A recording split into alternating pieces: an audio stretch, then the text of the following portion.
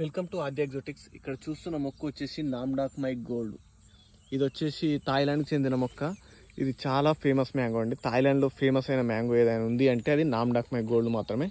ఇది అక్కడ చాలా కాస్ట్లీగా అమ్ముతారు ఫ్రూట్స్ కూడా. దీంతో వచ్చేసి ఇందులో పల్ప్ చాలా హెవీగా ఉంటుందండి. సీడ్ చాలా పల్చగా ఉంటుంది.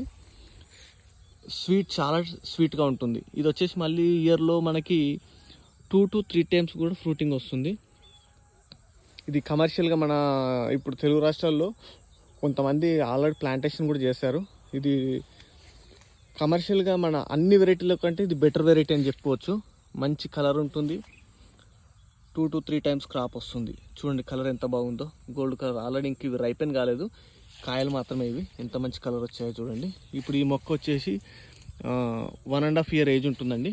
ఇది ఒక పెద్ద కవర్లోనే ఉంది. జస్ట్ కవర్లోనే 7 కాయలు సెట్ అయినాయి.